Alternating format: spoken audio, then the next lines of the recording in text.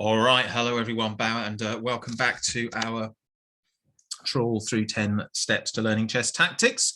The free ebook from Dr. Dave Regis of the Exeter Chess Club. He's kindly allowed me to turn it into short clips for you. And we have 6 more games today. And they're quite long games, actually, today. They're all pushing up towards 20 moves, which is a bit longer than usual. I suppose that's a sign that we're nearly at the end of the book now, so things are a bit more complicated. So let's start with our first one, and we'll turn the board around as Black wins this one. And we have Auger against Macmillan. 1985, a correspondence game, so played by post. E4, E5, knight F3, knight C6. I think I'll just rattle through the moves largely until we get to the key positions. So are we going to have exactly the same? Yeah, I think we've got another one of these fishing pole tactics games that we saw in the previous video here. So that's okay. We'll just keep on going. Nothing new here from the previous game. Oh, except the white goes immediately for taking the piece. And the computer eval bar is saying that's absolutely doable. Knight takes E5. Just keeping an eye on the bar, still level. Bishop D6. Knight takes G4. Knight F6 is played. White takes with check. Black obviously has to take back. E5 from white's interesting move. Yeah, I don't really understand that one. Computer doesn't hate it, though. It still says it's level, but okay. And castle's queenside. Wow, Black is not messing around here, ignoring the threatened bishop. And the computer, again, doesn't hate it, says it's still level. White takes, and Black plays queen. Oh, now that's clearly a blunder. Clearly, that's too much. White can't take the bishop. Have a look at the eval bar here. This is too greedy. Computer already thinks it's pretty level at this point, but the minute white plays pawn takes bishop, excuse me, look at that go. So then rook d to g8. So now look at these 2 rooks on the open file pointing at the enemy king. Queen is ready to come across and threaten checkmate on these 3 squares. What on earth can white do about this? Well, presumably nothing, which is why it says -9. White tries f4. And it says here, Black has sacrificed huge amounts of material to get at white's king, but one more sacrifice is needed to win the game. Okay, so at this point, it's possibly time to see if you can solve it. What on earth does white play next in the game? So if you want to pause and have a go at guessing Black's next move, not white's next move, Black's next move, feel free. Otherwise, we carry on in 3, 2, and 1. And I'll put the lines on for this because it's several moves deep, this one. But the move that is mate in 7, as you can see, is rook takes pawn. So yet another sacrifice. The only legal move is for the king to take. And now it's rook to g8 check. There's various possible moves. To be sure, if the king goes to h2, you're getting mated in 2, actually, by this. So that's no good.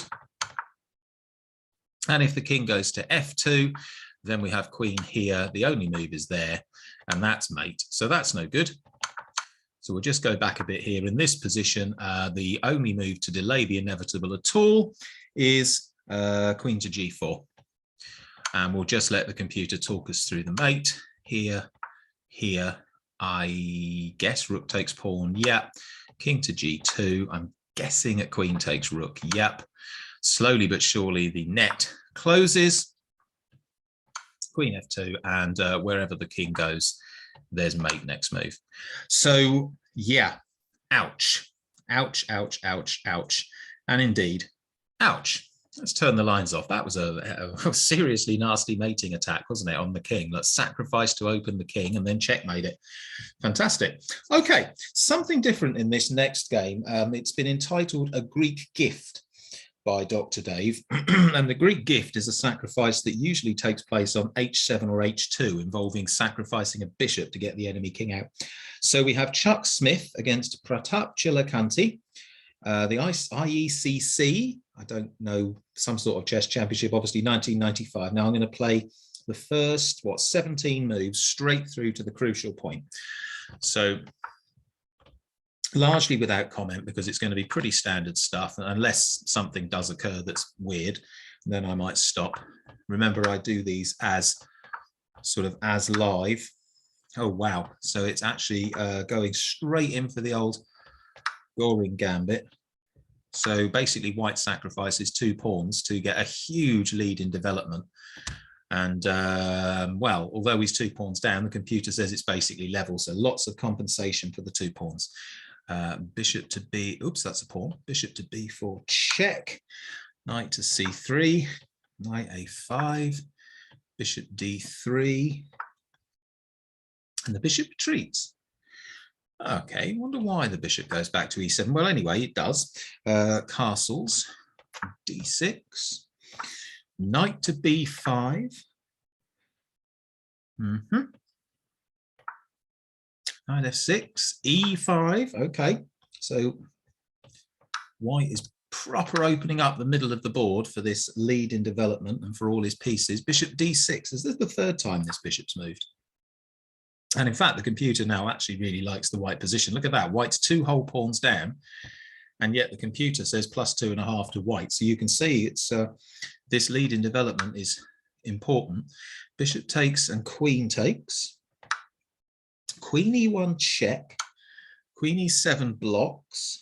Knight takes D6 check. Pawn takes knight, and then queen takes knight. Okay, so this knight that was loose at the edge of the board, white has finally found a way to win it. And now, in fact, is material up because white's got an extra knight, black's got the extra 2 pawns. So that's already +1 on material for white, even allowing for the fact that they're ahead in development and whatever. So how does the game carry on? Black castles, fair enough. Rook Fe1 makes perfect sense. Put the rook on the open file. Bishop to block the attack on the queen, so that makes sense. And this is where Dr. Dave in the book has a diagram. So what happens? Right, so white tries something called the Greek gift sacrifice. So this sacrifice is known as the Greek gift after the way the Greeks tricked their way into the city of Troy with the gift of a wooden horse. White offers the gift of a bishop to get into black's castle. And while I was rabbiting away there, the eval bar went up to +0.6, give or take. So here's the move. Bishop takes check. What are you going to do here? You've really got no way out of this apart from ruinous material sacrifice. So if you play king takes, well, you're going to walk into queen, oops, dropped it then, picked it up and dropped it, queen to h5, check. The only move is to go back and knight to g5, and there's just nothing you can do about this square. Queen here is unstoppable, really, unless, as I say, you just chuck away your queen, which is probably all you can do. So that is one possibility. And what's the other possibility here? You could ignore the bishop and simply play king across, but queen h5 is still absolutely deadly. Your big threat is bishop here, uncovering check from the queen, and then still queen h7, and that's even better for white, look, +7 and a bit. So black can avoid checkmate by giving up the queen and all sorts of ridiculous sacrifices, but they'll have no pieces left. So yeah, nasty. Okay, that's 2 of today's games. Let's flip the page on my folder. And we have another one of those by the look of it. So it says here, a Greek king hunt. Oh, we've got a very well-known player here. So white is Maya Chebradanidze, who's a female grandmaster. I think was the world champion, ladies world champion for quite some time in the late 80s, early 90s, I think, against Vladimir Malanyuk. So another grandmaster player, I believe. So let's see, we'll get again right through to the key moment. So e4, e5, knight f3, knight c6, and d4. Okay, ed4, knight d4, bishop c5, knight to b3. Okay, so gets the knight out of the way, attacks the bishop, bishop to b6, knight c3, queen f6, queen e2. Interesting. So blocking the bishop on f1. I'm guessing white eventually, no, white doesn't eventually castle queenside. Okay, interesting. Bishop to e3. Oh, well, that's the idea. Okay, so now the queen is here. It supports the bishop being here. So without the queen on e2, you can't play this because you end up with rubbish double pawns. Okay, fine, whatever. Lost my spot now. Queen e2, knight 7, bishop e3, knight d4. Queen e2, knight 7, bishop e3, knight d4. Okay, so that attacks the white queen, and the queen goes to d2. Okay, knight takes knight, pawn takes knight. Nothing dramatic so far. Bishop takes bishop, queen takes bishop. Okay, and knight to c6. So, okay, all fine so far. Computer's still saying, actually, it says tiny advantage to white. Knight d5. So that is actually a threat. It's threatening the queen, and it's threatening here, because from c7, it's obviously forking king and rook. And black decides to ignore that, actually goes for this pawn down here. Okay, fine. Rook to d1. So this threat is still here. How on earth is Melaniuk going to deal with it? Oh, he doesn't deal with it. He just gets the king out of the way. So now knight takes pawn, but it's not forking anything. Look, so okay. So castles, bishop to d3, knight d4. I'm just waiting for the eval bar to signal a mistake. Oh, okay. So it did just signal a mistake, and it had to sooner or later. So this move, the computer has gone from saying level-ish to +2 and a bit for white. So but knight d4, it doesn't like at all. Chebron Denidze castles. Okay, fine. Black knight to e6. Okay, and now e5 from white. And Melaniuk must know that the possibility of the Greek sacrifice is coming, because he moves his king to get away from it being check. The only problem with that is it's now nearly +4. It is +4. And of course, it doesn't work. So Chebodinidze plays bishop takes knight, and actually black resigned at this point. Actually resigned. Dr. Dave puts, black could see ahead and realize everything loses. I had to work it out myself. Well, you could work it out yourself if you wish to, but we'll cheat slightly and just have a look at what the best possibility is. So letting the computer run. Dr. Dave, let's look at what happens. If king takes, queen h3 is mate in 4. There's all kinds of possibilities. Let's say king to g8 is no good, because knight e7 is check, and the queen guards the 2 escape squares, so that's no good. What happens if you go to g6? I would guess the same move, maybe?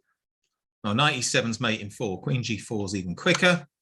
Oh, I see, because king h7, then queen h5, and now knight e7 is still mate for the same reason.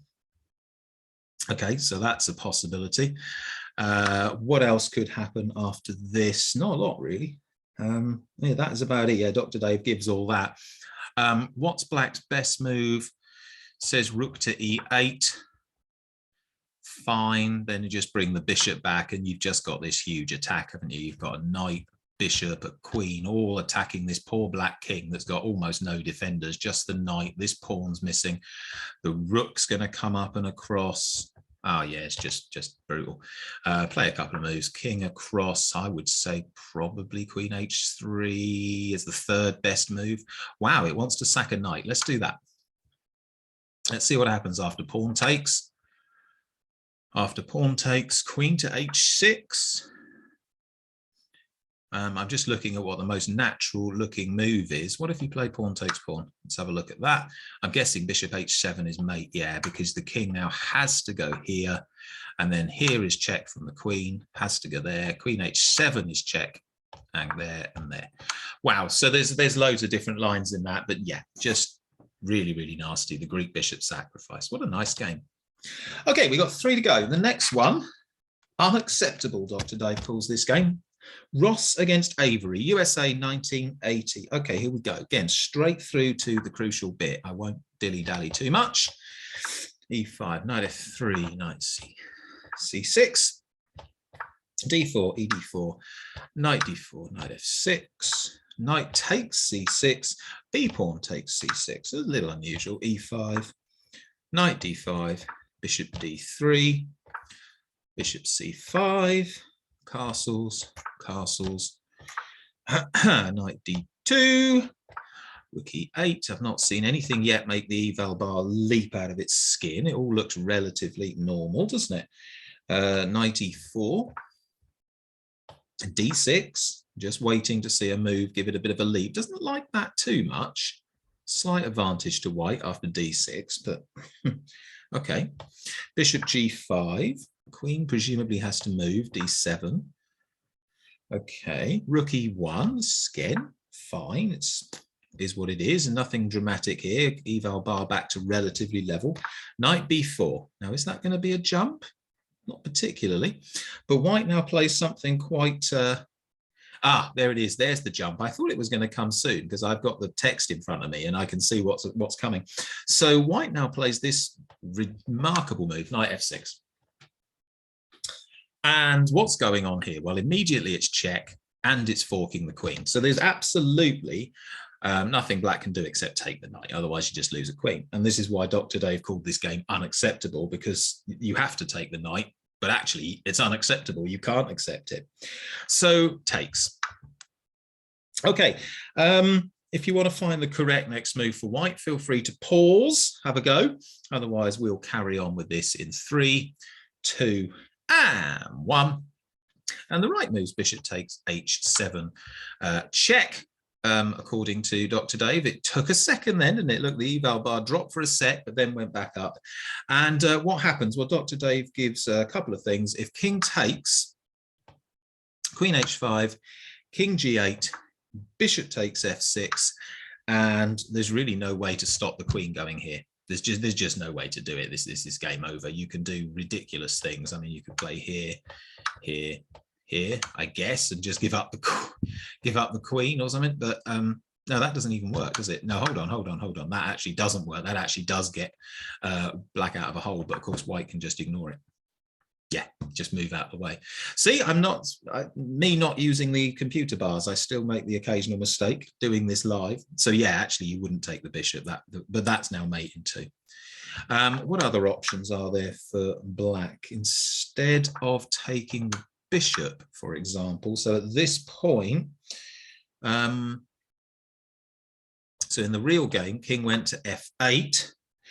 And in any case, white still played queen h5. And after pawn takes, queen h6, oh yeah, okay, and that's pretty deadly because the only move is, that's not even a move. There is no move, that's checkmate. Yeah, I was expecting the king could escape, and no, the bishop's just completely got it. Is there anything that black can do here? I think it should be d takes e5. Yeah, I misread. It should be this pawn takes. Now queen here forces the king across, and now queen here is mate because the queen is hitting. It's not quite mate, but it will be in a sec. The only move for the king is here, and there's your checkmate. Goodness me, that's complicated stuff to do the analysis and commentary almost live, but what a lovely attack. Again, no way for black to get out of that except by giving away so many pieces that the game is pretty much dead anyway. All right, our next one, Sundström against Holm. We're in Stockholm, 1912, and Dr. Dave just calls this a busy pawn. Okay, so let's rattle through to the key position, e4, e5, knight f3, knight f6, knight takes e5, so mainline Petrov defense, and knight takes e4. Well, it was mainline, it's not d4 now. White plays knight to c3, black takes, white takes. It's a bit like a reverse Stafford gambit here, but except the white hasn't actually given up a pawn to achieve it. So actually, I quite like the white position here, but the computer says it's level. Anyway, bishop to e7, bishop to d3, castles. Oh, and no castles from white. h4 straight onto the attack. March that pawn up the board. Very aggressive. I'm sure the computer would find its way out of it, but it's a very aggressive way to play. Rook to e8, so lining up the rook to the white king. I assume white puts something in the way. Yeah, bishop to e3, blocking that. And knight to c6. So this is where Dr. Dave puts a diagram in the book. I'm just, while I talk, see if the eval bar shoots up at any point. And it says, notice how white's h-pawn does lots of jobs here. Supporting the knight, so when the knight wants to go to g5, threatening to open the h-file. So remember, if black takes the knight, the pawn opens and suddenly this rook's attacking. And eventually chases the king. Okay, so the computer hasn't yet decided that white's winning, but let's see how the game played on. So white went for bishop takes h7. And I'm just letting the eval bar do its thing. So still relatively level at the moment, says the computer, but we'll let it calculate in the background. King captured and knight to g5. Okay, so check. What happens if you play bishop? I'm going to put the lines on here just to do this live. So if you play bishop takes, h pawn takes, that's check. And king g8, the computer actually is pretty happy with black's position. It thinks black's actually surviving. But I have to say, as a human being, you probably would be pretty terrified of this kind of stuff. So I can see why that didn't happen in the game. Anyway, where did we get to? So ping, knight g5 was played, yeah, and the king went to g6. h5 check. The computer's decided king g6 was a disaster because now look, we're +7. Okay. After this move, I think the only sensible possibility is king f6, but now we've hunted the king out into the middle of the board, haven't we? 13, sorry, I'm just reading the manuscript here. h5, queen f3, check. This is actually quite confusing because there's loads of different lines being given by Dr. Dave here in the book. Bishop to f5 is given, look, it's +28. I think it's safe to say that this isn't good. g4 was played in the game. Queen to c8 to defend the bishop. Oh, what a mess. Knight to e4, king e5, check. Just to say, if you go here, you get mated. So king to e5 is played. Queen to f4 check. Look at this king in the middle of the board. This is ridiculous. Castle's queen side is actually played. Now the computer says c4 is mate in 4. But since in our actual game, Castle's queen side was played, let's go with it. King to c4. Oh, and look at this for a checkmate. Wow. Knight takes d6. So what's going on here? So the queen attacks the king now because the knight's out of the way. So that's the whole of this line under attack. The knight is attacking from that way and also defends that square.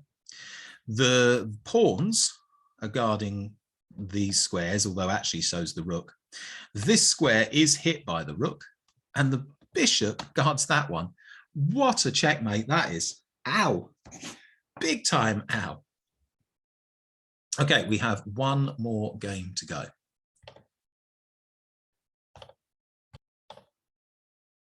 All right, so our last game for this episode, Dr. Dave calls it a longer battle, and this one does indeed creep into 20 moves. And it's Fritsche against Luckert. It's a correspondence game for the DDR, 1989. I think the DDR is Deutsche Demokratische Republik, which of course I think means East Germany, back when there was such a country. Anyway, let's see how this went. Yeah, leave the white pieces at the bottom as white does win. So once again, I'm going to simply play the moves straight through to the crucial bit because not a lot happens up to the point where it suddenly does. So takes, d5, knight takes e5, Petrov's defense. This is all very ordinary, normal stuff. Knight takes, pawn takes. So black has ruined the white pawn structure, but in return, these two bishops are just already beginning to look a little bit dangerous if black decides to castle kingside. Lost my place. Where did I get to? B takes c3, knight d7. That makes some sense. Okay. Castles and castles. Right. Okay. Yeah. So here we go. So again, let's just see if these pieces coming this way turns out to be as dangerous as it looks it might. Ninth move for white, rook to e1 makes perfect sense. Bishop takes knight, pawn takes, and rook to e8. So the computer's probably going to say this is relatively level. Oh, well, no, the computer, oh, it did, and then it didn't, and then, oh, we'll see what it does while I'm talking. Just for a second, then it went +2, then it changed its mind again.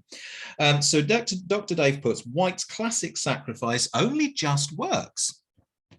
So maybe it doesn't work, but if I leave the computer to analyze long enough, it might change its mind. But let's see. So bishop takes h7 was played. No big change in the eval bar. Okay. In fact, let's put the lines on as we go. So king takes h7 was played in the game. Queen h5, the follow-up, king g8, absolutely forced. Bishop to g5 was played. Okay, so there's not really a good way to defend the queen here. I mean, you could try f6, but I don't like that. It looks like it's just opening up your king too much. So black goes for just rook e7 and just saves the queen that way. White doesn't take. Rook to e3 is played, and queen to e. And the computer, by the way, still says this is perfectly all right for black at the minute. Queen to e8 was played in the game. It doesn't like that. But it's still, again, 0.8 plus 1. It's not too bad. So bishop takes rook, fine. Queen takes, and rook to h3. So here we go again. This is just nasty. And slight advantage to white, but clearly black's still got a way to wiggle out of it. What happens here? f6, right, so creating an escape square for the king. That makes sense. Queen to h8 check was played. Now, the computer says queen h7 is better. Actually is +2 and a bit. Oh, and... but now it's decided queen h, oh, it's changing its mind. Look at this. If you leave the computer to run long enough, it's quite entertaining watching it change its mind. But queen h8 was played in the game, fine. King f7, rook h7. So, excuse me, I picked up the pawn then. Rook h7, so all kinds of threats on this square now. Queen to f8, defending that square. Now, I assume e6 is next. Yeah, e6 was played because now king takes e6. The other rook comes across into the attack. And in fact, at this point, incredibly, the game was resigned. Wow, look at this. So we're finishing with something quite remarkable here. The game was actually resigned.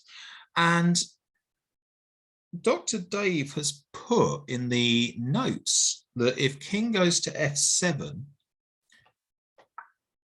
then rook takes. Yeah, rook takes, queen takes, and queen e8 is mate. But surely there was no reason to actually resign at this point. I just want to let the computer run for a second, because although, yeah, obviously king f7 is a disaster, but surely there's other things that can be done. King f5, rook h5 check, king d6, queen takes, queen takes. I mean, it's not a winning position, is it? Wow, what an interesting finish. So obviously white's fine. Let's just play the best possibility. King d6, and then queen takes, rook takes. How bizarre. So slight advantage to white, no doubt about it. It's little white squares, but not actually winning. But the final checkmate pattern that we saw was kind of cool. Well, okay. So let's just go back to it and see. So here's the one. So king to f7, let's say, and then checkmate into rook takes, queen takes, and queen here mate, because the rook defends the queen and the queen is attacking the other two escape squares. Well, okay, that was an interesting one to finish on. All right, so that's one where black must have resigned too early, because undoubtedly there looks to have been a way out of that one. But, you know, isn't that the joy of having the computers? That game was played in 1989. So what's that, 33 years ago, as I recall, 32, 33 years ago. And of course, at that point, no computers around. Okay. That will do for today's episode. I have 5 more games for the next episode called Lots of Ideas at Once. And then we're going to get on to a few of Dr. Dave's favorite combinations, and then some test positions where you guys can have a little go yourself at solving some puzzles. Okay, hope that's been interesting and useful. Thanks for watching. See you next time.